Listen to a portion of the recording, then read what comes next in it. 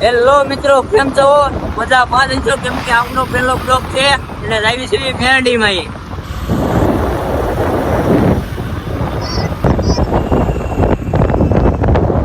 આવી ગઈ છે સર્કલ મેરડીમાં પોગો આવ્યા છે.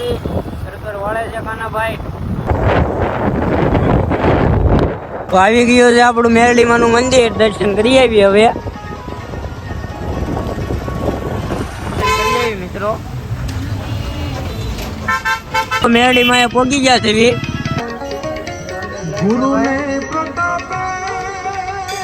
લાગવા જાય છે.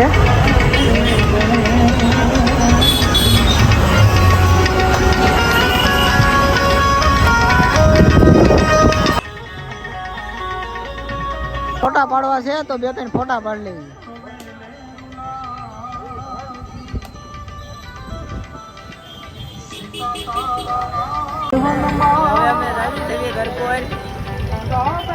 ઘરકોર ગાવી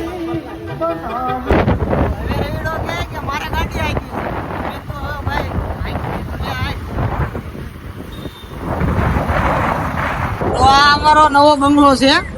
એમાં તમારે કાંઈ પણ કામ ના હોય તો અત્યારે આપણે રહેતા નથી, પણ આ ભાડે બાપુજીનું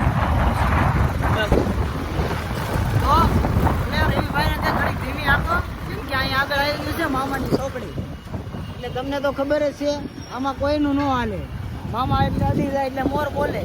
શું કેવું તમારું? મોર બોલે ને બોલી તો આ કાણો નાક છે આપણો નવો. મિત્રો મારા એક ભાઈબંધનો ફોન આવ્યો છે.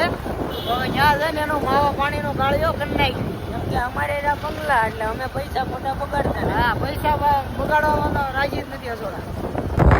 તો ભાઈ આ માવા માટે રાજી થઈ જાય કે હાઈફાઈ દુકાનમાં જવું છે.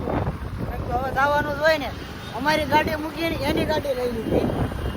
કેમ કે પૈસો જિંદગીમાં વાપરવાનો થતો જ નથી. અમને બંગલા નહીં થાય. તમને કેવું લાગે છે?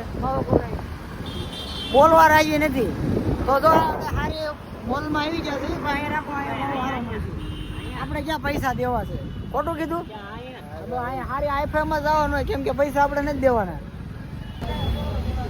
અમે એવા છીએ. હવે ઓલાનો ગાળિયો કરીને આવે છે.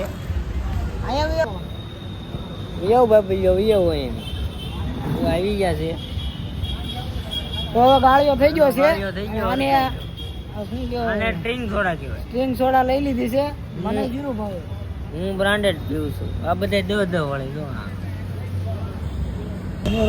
હવે પિઝાનો ઓર્ડર દેવાનો છે. સુભાભાઈ દેવાનો છે કે પિઝાનો ઓર્ડર દેવાનો કીધું હતી કે કાંઈ નથી. તો શું કરવું? તો હાલો મિત્રો, હવે અહીંયા બ્લોગ પૂરો કરવી અને સપોર્ટ કરજો. અને હવે નવું છે ને એટલે થોડું કેવરાવ છે, પણ વાર લાગશે ને આવશે મજા. તો જય માતાજી મિત્રો.